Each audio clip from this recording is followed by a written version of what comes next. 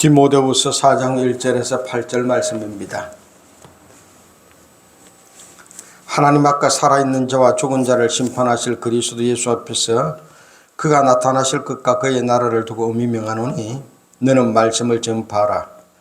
때를 얻든지 못 얻든지 항상 힘쓰라. 범사에 오래 참음과 가르침으로 경책하며 경계하며 권하라. 때가 이르르니 사람이 바른 교훈을 받지 아니하며 귀가 가려워서 자기의 사욕을 따를 서성을 많이 두고 또 그 길을 진리에서 돌이켜 허탄한 이야기를 따르리라. 그러나 너는 모든 일에 신중하여 고난을 받으며 전도자의 일을 하며 내 직무를 다하라. 전제와 같이 내가 벌써 부어지고 나의 떠날 시각이 가까웠도다. 나는 선한 싸움을 싸우고 나의 달려갈 길을 마치고 믿음을 지켰으니 이제후로는 나를 위하여 어제 멸류관이 예비되었으므로 주 곧 의로우신 재판장이 그날에 내게 주실 것이며 내게만 아니라 주의 나타나심을 사모하는 모든 자에게도니라. 아멘. 공독한 말씀을 가지고 비상겸 탄핵이라는 제목으로 하나님의 말씀을 듣습니다.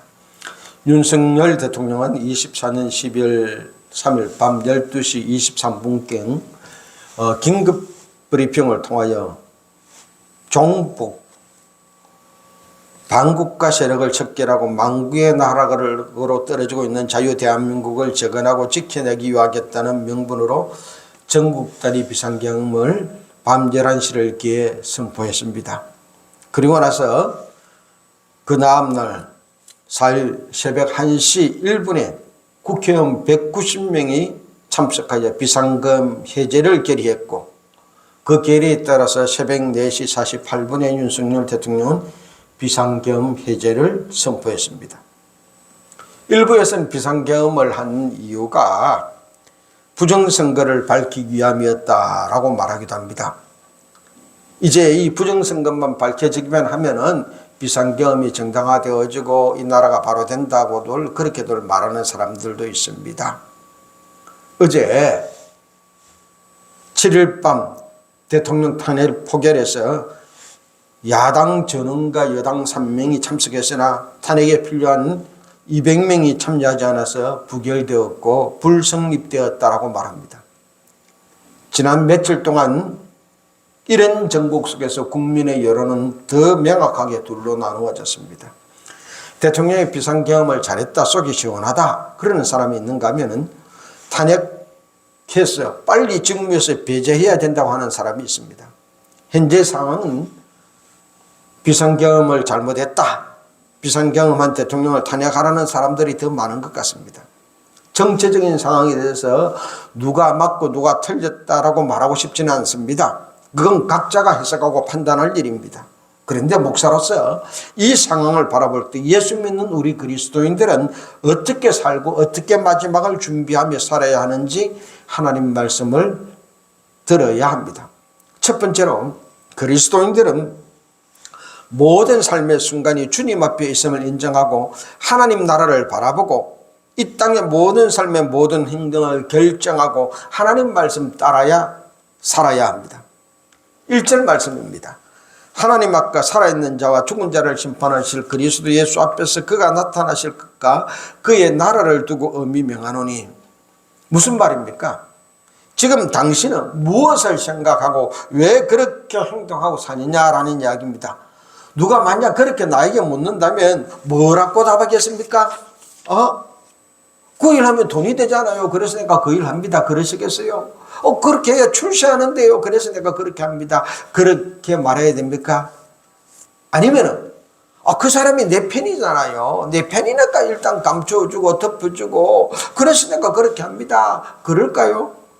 그리스도인들은 어떻게 살아야 합니까? 내가 이렇게 하는 이유는 예수님 말씀이니까 내가 따라갑니다.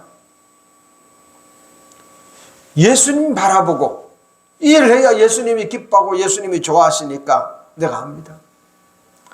하나님 나라 바라보며 그날에 부끄럽지 않게 내가 합니다.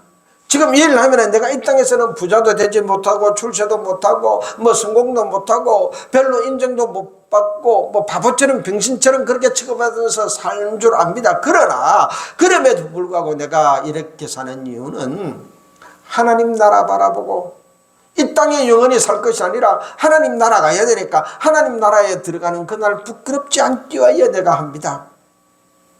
그렇게 말할 수 있어야 됩니다. 그렇게 살아야 됩니다. 그게 그리스도인들의 삶입니다. 아이러니하게도요, 비상계급을 지지하는 성도도 있고 목사님들도 계십니다. 그런데 그분들 하는 말이 믿음으로 그런다는 겁니다.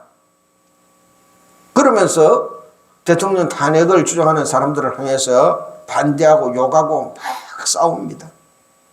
또 반면에 탄핵을 지지하는 성도와 목사도 있어요. 그 사람들도 믿음으로 한다고 말합니다. 그러면서 비상계엄을 지지하는 쪽을 또 욕하고 시대에 뒤떨어지는 사람 막 그렇게 평가하고 합니다. 다들 믿음으로 한다라고 말합니다. 그런데 자기 뜻과 자기 생각과 맞지 않는 반대편을 흠당하고 임에 답지 못할 그런 말들을 막 퍼붓고 있습니다.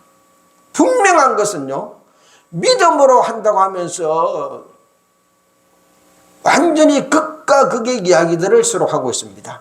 그렇다면요, 그들이 말하는 믿음은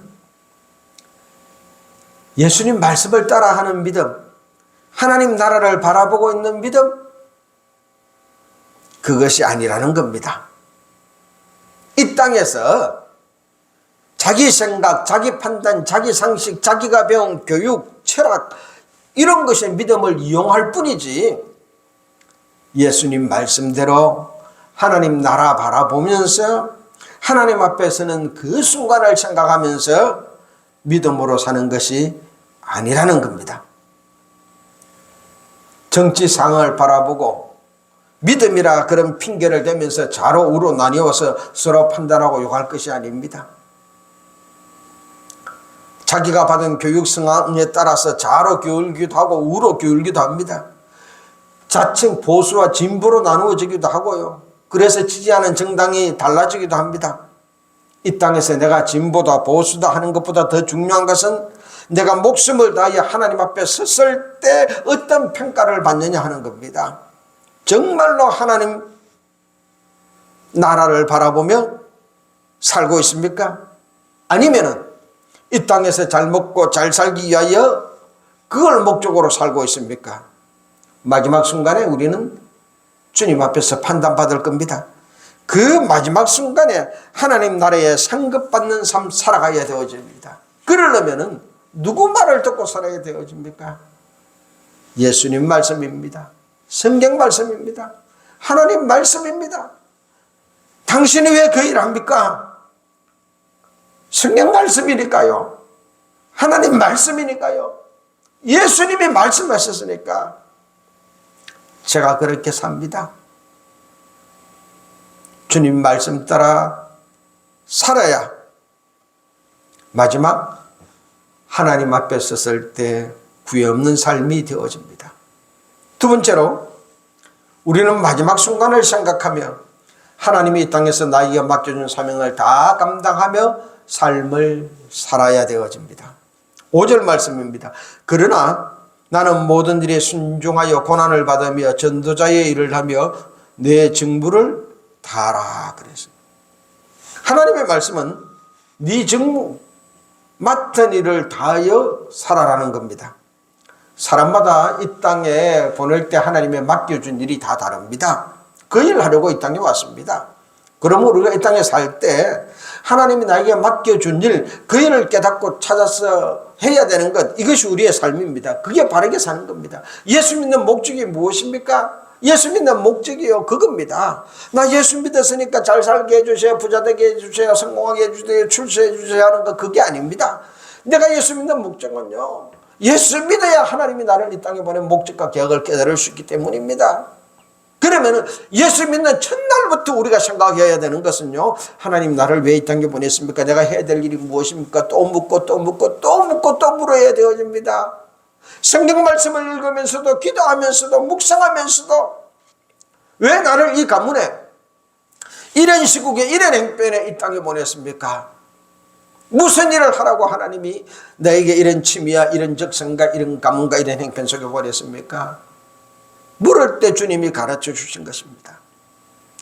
그리고 그 일을 감당하며 살아야 됩니다. 그게 믿음으로 살고 그게 예수 믿는 삶입니다. 그런데 사람들은 어떻게 살고 있습니까? 좀 더 잘 살아보려고, 좀 더 편안하게 살아보려고, 좀 더 출세하려고, 좀 더 쉽게 살려고, 좀 더 많이 가져보려고, 좀 더 쉽고 좋은 방법으로 많이 가지려고 노력하고 애씁니다. 이 땅에서 무엇을 가지려고 하고, 이 땅에서 무엇을 누리게 하려고 하고, 이 땅에서 무엇을 좀 더 쉽게 가지려고 하면은요, 하나님이 나에게 맡겨주는 사명 절대 감당할 수 없습니다. 내가 무엇을 가지기 위하여, 얼마나 더 편하게 살기 위하여 그렇게 생각하는 순간 하나님이 내게 맡겨주는 사명은 항상 내 삶의 우선순위에서 뒤쪽으로 밀릴 수밖에 없습니다. 그래서 죽을 때까지 감당하지 못합니다. 중요한 것은요, 하나님이 나에게 맡겨주는 사명을 감당하는 삶입니다. 그 사명을 감당하며 살 때 하나님은 이 땅에서 그 사람이 먹고 살 수 있도록 만들어 주십니다. 사명을 감당하는데 돈이 필요하면 돈을 주십니다. 사명을 감당하는데 권력이 필요하면 높은 자리에 앉아 주실 거예요. 사명을 감당하는데 건강이 필요하면 건강도 주십니다. 하나님은 항상 여호와 이레입니다. 미리 준비하고 계십니다. 사명 감당하는 데 필요한 모든 것을 준비해 놓고 우리를 기다리고 계십니다.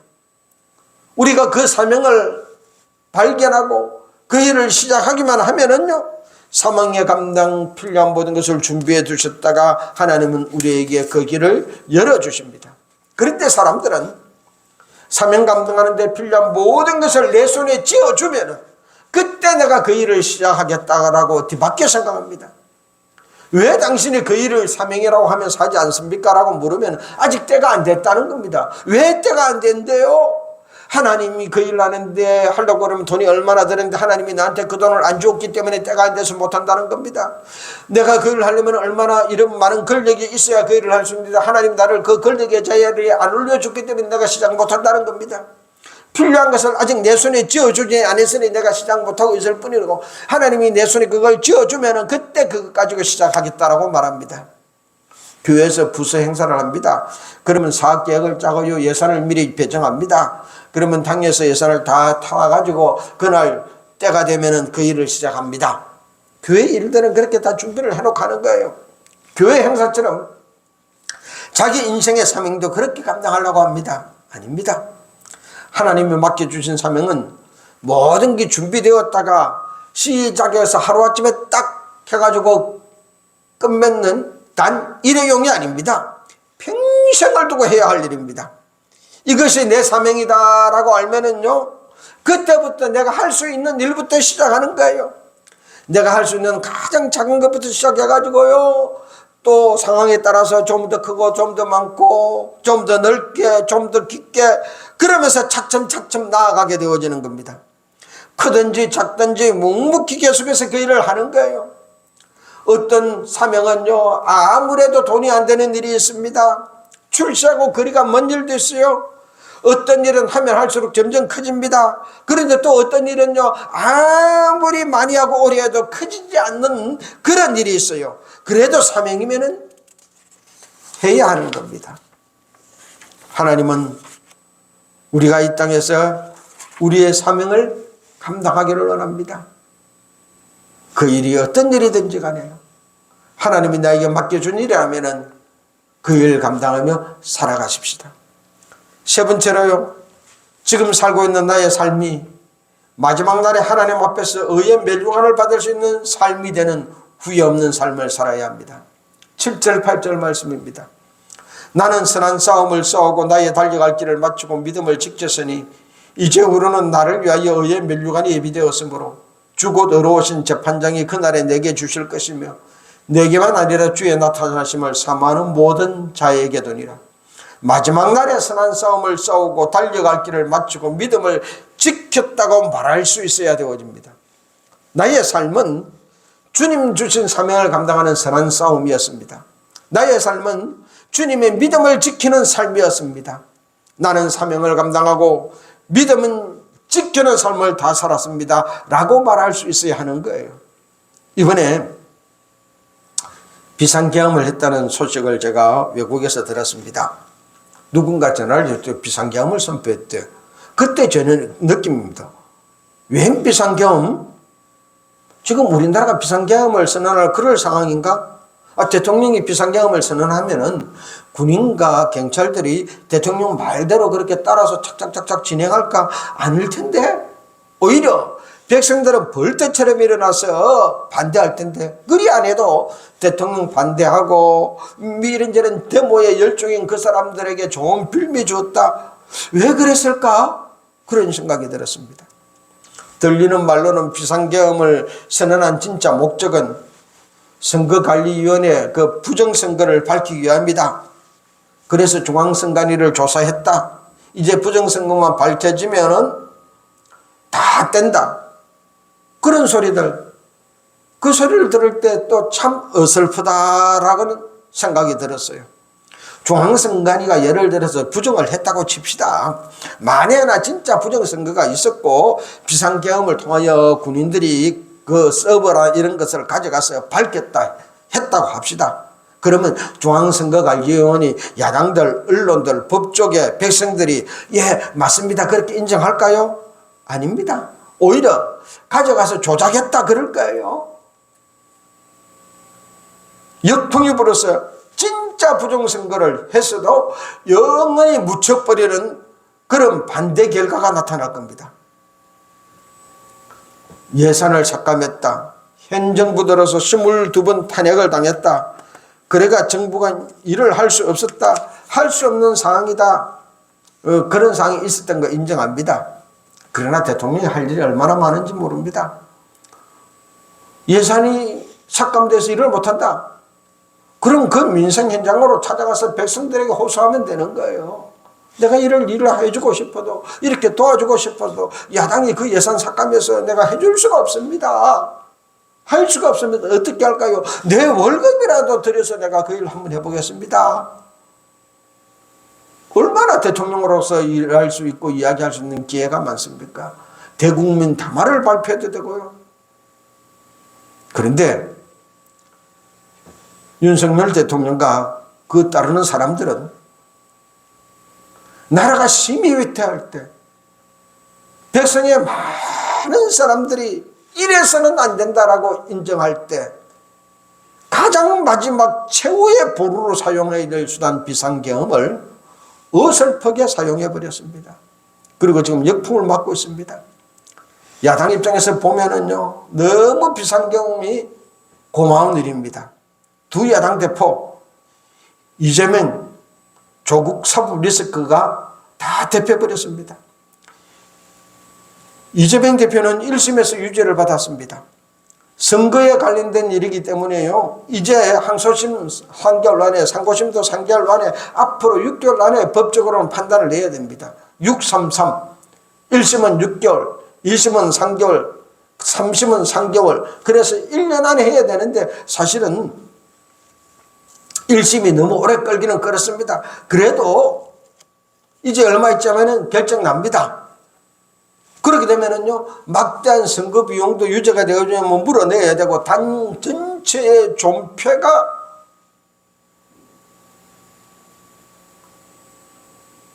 걱정되는 순간입니다. 그래서 더 탄핵과 특검을 남발하고 있는지 모릅니다. 계속되는 다른 재판에서 앞으로 어떤 판단을 받을지도 모릅니다. 위기예요. 그런 입장인데 비상계엄으로 단순간에 다 해결해버렸습니다. 조국은 2심까지 유죄가 인정되었습니다. 이제 상고심에서 유죄라고 판결되면은요, 구속되어집니다. 국회의원 생명도 끝나버립니다. 언제 그날이 다가올지 모르고 초조하게 기다리고 있는 상황입니다. 그런데 이 모든 것이 비상계엄 이 하나로서 다 묻혀버렸습니다. 이런 상황에서 어떤 판사들이 이 두 야당 대표에게 유죄를 선언하고 판결하겠습니까? 나라의 상황이 두 사람의 유죄 결정에 앞으로 많은 영향을 끼칠 겁니다. 두 야당은 현 정부 들어서 22번의 탄핵을 했습니다. 자기들 마음에 안 들면은요, 그렇게 표현합니다. 탄핵했다. 정부 인사 탄핵했지요. 검사 판사 탄핵했지요. 감사원 탄핵했지요. 백성들이 볼 때는 해제도 정말로 탄핵 안 할 것까지 탄핵을 한다. 어떤 사람은 임명된 그날 탄핵을 당한 사람도 있습니다. 그러니까요, 이 탄핵이 지나친 거예요. 그런데요, 그 모든 것이 이 비상경험으로서 다 덮여져 버렸습니다.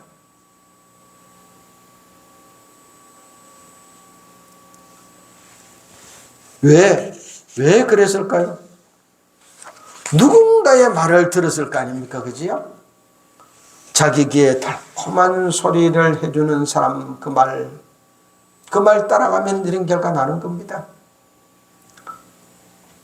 우리는 예수 믿습니다. 그렇다면 우리는 누구 말 따라가야 됩니까? 나를 이 땅에 보낸 하나님 말씀, 예수님 말씀 따라야 됩니다. 때로는 그 말들이 내 가슴을 휘벼 파고 내 속을 쓰리게 할 수도 있습니다. 잘한다, 좋다. 나에게 유리하지 않을 수 있습니다. 내 모든 것을 내려놓아야 될 수도 있습니다.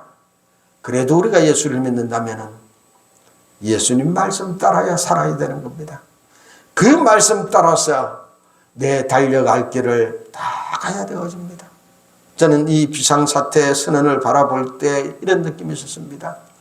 나는 내가 달려갈 길을 지금 다 가고 있는가? 나는 지금 묵묵히 내가 해야 될 일을 다 하고 있느냐? 그런 생각이 드는 며칠이었습니다. 먹고 살기 위하여 세상과 타협하고 있지 않는가? 어설프게 비상경험부터 특 선언하듯이 어설프게 맨 마지막 순간 해야 될 일부터 특 했다가 일을 망치고 있지는 않은가? 이렇게 살다가는 주님 앞에서는 나는 달려갈 길을 다 했습니다라고 말할 수 있을까? 아니면 먹고 살기 위하여 살다 보니 주님 맡겨준 사명은 항상 뒤로 미뤘고 그래서 못했습니다 라고 말하는 그런 삶이 아닌가? 사랑하는 성도 여러분, 우리가 주님 앞에 설 날 얼마 남지 않았습니다. 힘들고 어려워도 나이가 맡겨준 그 사명 묵묵히 합시다.